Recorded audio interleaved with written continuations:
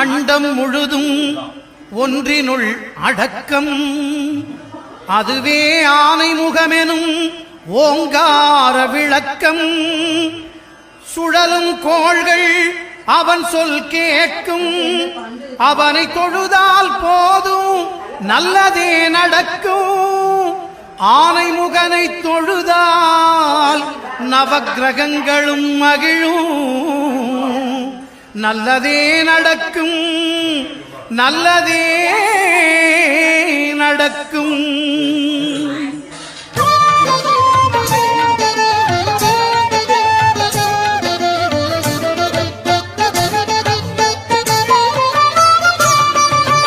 ஒன்பது கோளும் ஒன்றாய் காண